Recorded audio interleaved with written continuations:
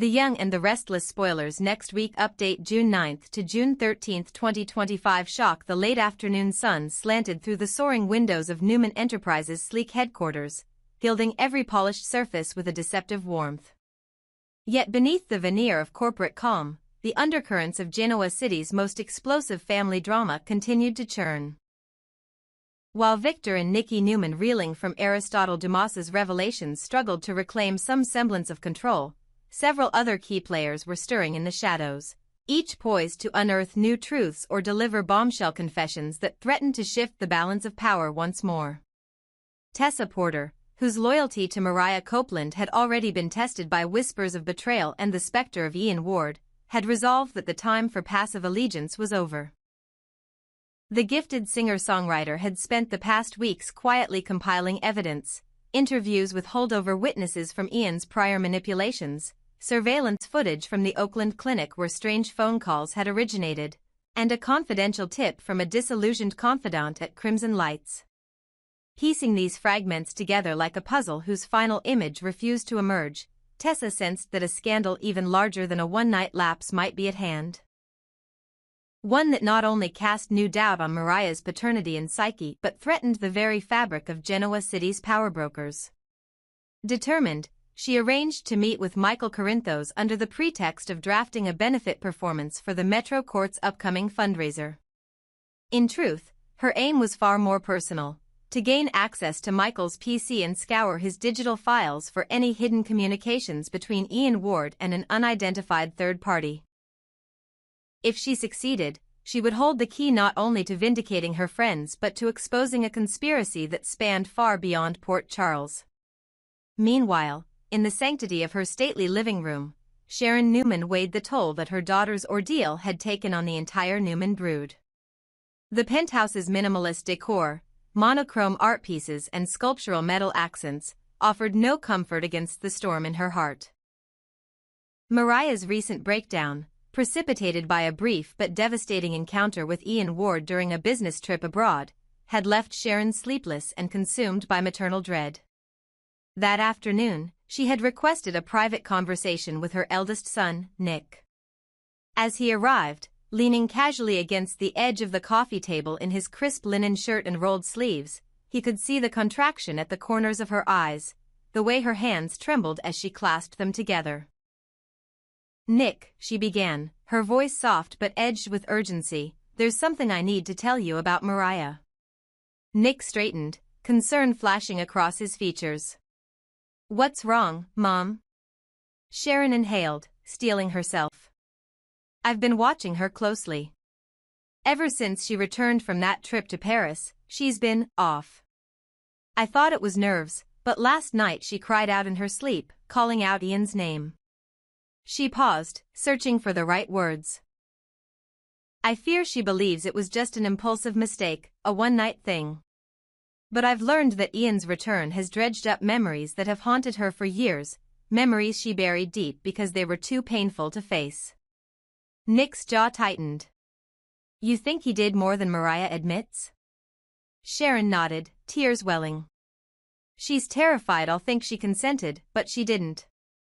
And I can't be sure what else has happened, only that her pain is real, and it's escalating." Nick stepped closer, placing a steady hand on her shoulder. "She'll make it through, Mom. She's strong." Sharon shook her head. "Maybe, but I don't know if she can handle this alone. I need you to understand, you were with her in London, and you know how she looked when Ian resurfaced at that gala. She tried to smile, but it wasn't her. If you go on this trip with me to Paris next week, I can help protect her. Maybe talk to that French lawyer she met, find out if there's evidence he tried to lure her again." Nick squeezed her hand. "I'll do whatever it takes." Sharon managed a small, grateful smile. "Thank you.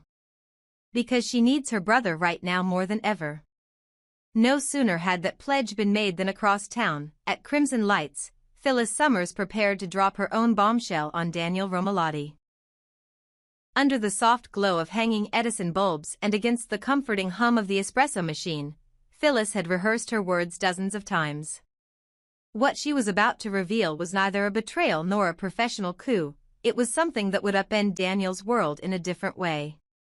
As Daniel arrived, nursing an Americano, Phyllis stood behind the counter, wringing her hands behind her back. Recognizing the look on her normally confident friend's face, Daniel set his cup down. "Phyllis, what is it? You look like you've seen a ghost." She swallowed, steeled herself, then spoke in a rush, "Daniel. I'm pregnant." The words tumbled out, her voice quivering not with joy or fear, but with complicated emotion that only someone like Daniel, whose own history with Phyllis had been marked by twists and turns, could fully appreciate. Daniel's eyes widened, the steam from his coffee curling between them. "You're pregnant," she nodded, tears shining in her eyes. "Yes. And it's yours." In that instant, the air between them shifted, charged with an electric mixture of elation, wonder, and a haunting awareness of all they had overcome and all that lay ahead. As Tessa Porter methodically sifted through encrypted email chains late into the night at Michael's apartment, she uncovered a tantalizing clue. A forwarded message from an account bearing the unmistakable header of Ian Ward to an alias she had never seen before. The message itself was innocuous. An invitation to an art exhibit in Nice, but the metadata revealed a second recipient, hidden in plain sight, Aura M. Intrigued and alarmed, Tessa cross-referenced the name against social media, only to discover that Aura M was an account belonging to a Parisian event planner who had once worked for a certain Mr. Dumas. Piecing it all together, Tessa realized that Ian and Aristotle might be collaborating, or at least communicating, in a way that threatened more than Mariah's sense of self. Determined to bring the evidence into the light, she arranged for an impromptu meeting with Phyllis at Crimson Lights the following morning, hoping that the two women could pool their discoveries and form an alliance strong enough to confront the conspirators.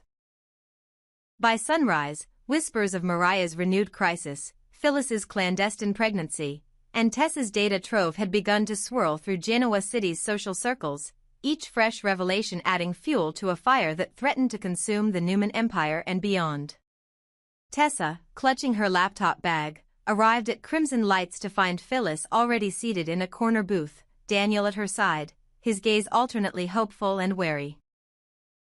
Sharon's earlier plea to Nick echoed in Tessa's mind as she joined the group. Here were three women united by their fierce devotion to their families, each wrestling with secrets that could either save them or destroy them. Carefully, Tessa laid out the chain of correspondence, the alias, and the evidence of Ian's French connection. Daniel's jaw clenched, his news of fatherhood now imbued with a sense of purpose greater than any personal triumph. As the morning light filtered through the windows, casting lattice-like patterns across the table, the quartet, Tessa, Phyllis, Daniel, and soon-to-arrive Nick and Sharon, realized the enormity of their task. To protect Mariah from a predator who had found new ways to hide in plain sight, to support Sharon as she fought for her daughter's well-being, to bolster Phyllis and Daniel as they prepared for a future neither expected, and to unmask the tangled web of alliances that bound Ian Ward and Aristotle Dumas in a conspiracy that reached across oceans. With determination shining in their eyes, they made a pact. No longer would they allow silence or shame to wield power over them. Each would play a vital role, Tessa as investigator, Sharon as maternal protector, Nick as brother and ally, Phyllis as partner in hope, and Daniel as steadfast guardian. Together, they would storm the battlements of deceit and insist that truth prevail. In Genoa City, dawn seldom lasts long before the next storm gathers on the horizon. Yet as these five stood united in that humble café, they formed a bulwark against all comers, a blend of courage, compassion, and cunning. And though their individual journeys were fraught with peril, the bond they forged in those early hours of collaboration promised one thing above all.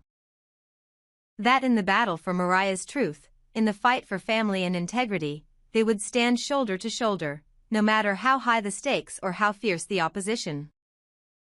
As the day ahead beckoned with both challenges and unexpected blessings, Genoa City braced itself for the next act in a drama that showed no signs of losing momentum, for when the children of the Newman and Abbott dynasties, along with allies like Tessa and Phyllis, decide to join forces, even the most enigmatic adversary must reckon with a force more potent than any secret, the unbreakable resolve of those who refuse to be silenced.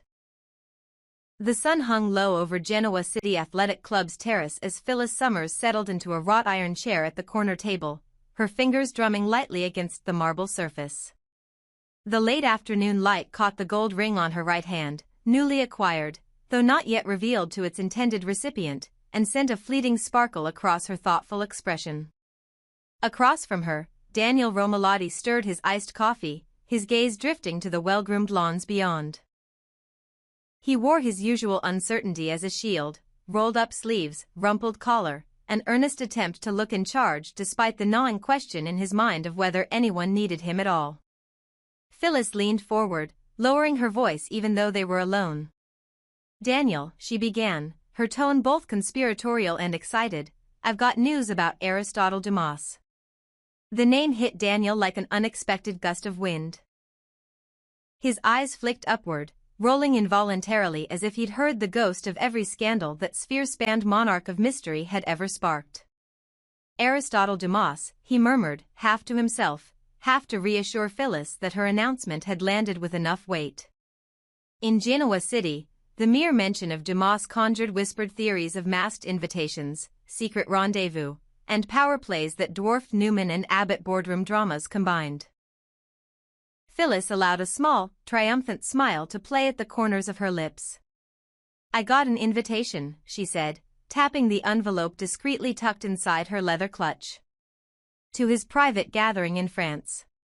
She let the words hang, savoring the same thrill Genoa's social set felt when they received any Dumas summons. Concerns flickered across Daniel's face. He knew Phyllis's history of stepping into intrigue as if born to do so, but this latest venture felt particularly reckless. "Phyllis," he protested, "the best move is to stay put, look for work here, rebuild in Genoa City. No one's beating a path to my door, but at least I'm not running off to some billionaire's secret soirée overseas." Phyllis laughed, a bright, unapologetic sound. "You really think I care if someone hires me or not?" Her eyes narrowed with a familiar steely glint. "I'll dive in headfirst.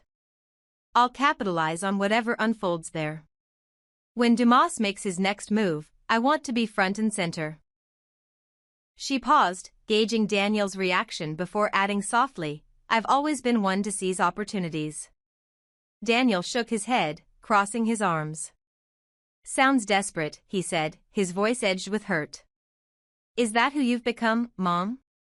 The word Mom hung between them like a chisel, carving away at her carefully constructed bravado. Phyllis's lips tightened, and for a heartbeat she was silent, her eyes flicking to the bustling club beyond their secluded table.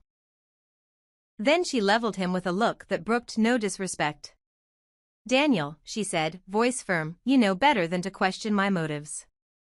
He opened his mouth to retort, but at that moment the terrace doors swung open and Nick Newman stepped into view, his tall frame cutting a familiar silhouette against the late-day sun. Sharon followed close behind, her posture taut with concern, the very picture of a mother still reeling from recent revelations. Daniel spared a quick glance at Nick before turning to Phyllis. "Nick," he called, voice steady but edged with urgency, "maybe you can talk some sense into her, convince her to drop this plan."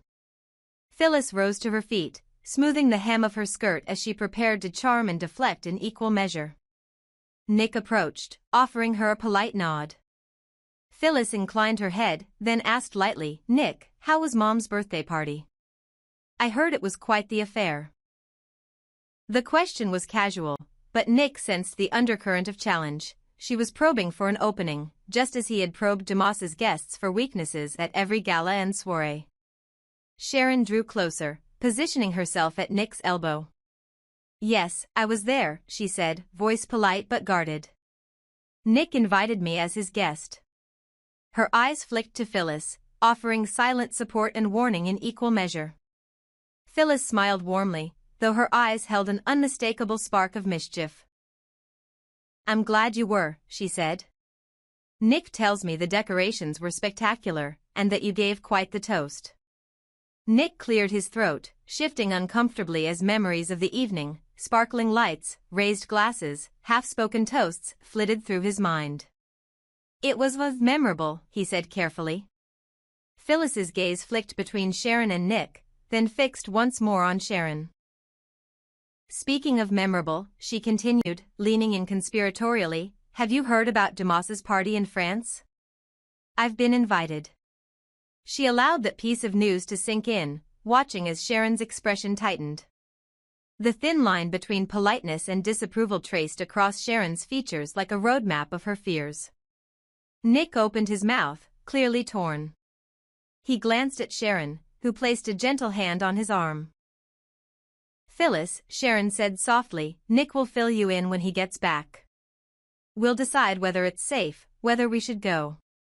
The subtext was clear. Sharon did not want Phyllis turning up at a gathering that could complicate any attempt to keep Mariah safe, to keep the Newmans' fragile stability intact. Phyllis laughed, a musical sound that carried across the terrace and drew a few curious glances from other patrons. Oh, Nick won't have to, she said. I'll be there myself. I don't need a briefing, I want to see for myself. Her tone was light, but the determination behind it was unmistakable. She refused to stand aside while history was being made, or unmade, on French soil. Sharon's eyes narrowed, though she kept her voice measured. Phyllis, I'm not sure that's wise. She exchanged a quick look with Nick, his shoulders tensed, his jaw clenched. There's a lot we don't know about Dumas's motives. You don't want to walk into a situation you can't control. Phyllis leaned back, folding her arms with the air of someone entirely unfazed by caution. I've navigated worlds far more treacherous than a rich playboy's party, she replied. Her glance swept over Nick and Sharon, her gaze both defiant and challenging. Sharon, Nick, you have your fears, and perhaps they're valid. But I have mine too. I won't let an invitation slip by that could put me at the epicenter of whatever comes next. If I can glean anything, contacts, secrets, alliances, it'll be worth the risk. Silence settled over the trio at that point, Phyllis upright and confident, Sharon protective and anxious, Nick caught between filial duty and the lure of Phyllis's boldness. Finally, Nick exhaled and ran a hand through his hair. Just, promise me you'll be careful. He looked from Phyllis to Sharon and back. If anything goes sideways, you call me. Immediately. Phyllis's lips curved into a reassuring smile. I promise, Nick. Sharon nodded, though her expression remained troubled. In that moment, the three of them formed an uneasy alliance, Nick and Sharon seeking to guard their family from the fallout of Dumas's next gambit, and Phyllis determined to infiltrate the very heart of it. As the sun dipped behind the city skyline, casting the terrace in long shadows, Daniel watched from the side. Partly relieved that Phyllis's plan might be tempered by Nick's plea, partly anxious at the thought of his mother laying siege to Dumas's domain. Across every polished table and genteel gathering at GCAC, the name Aristotle Dumas now carried a new urgency. In the days ahead, the players would be forced to navigate shifting loyalties, hidden agendas, and the ever-present possibility that the man behind the mask would reveal more than just his identity. Phyllis would board her flight to France with confidence and a reporter's notebook. Sharon would weigh the risk of accompanying her son against the greater need to protect Mariah. Nick would wrestle with his own role as mediator, and Daniel, left to ponder whether his mother's daring was courage or folly, would realize that in Genoa City, opportunity and danger are never far apart, and that sometimes the only way to safeguard the future is to confront the unknown head-on. As twilight settled over the terraces of Genoa City Athletic Club, one truth remained clear: when whispers of a secret gathering in France collide with the fears and ambitions of the Newman and Summers clans, secrets lose their power only when they're brought into the light. And for those who dared to chase them, the line between revelation and ruin lay thin, but the potential for reinvention, for shaping one's own destiny, lay just beyond the horizon.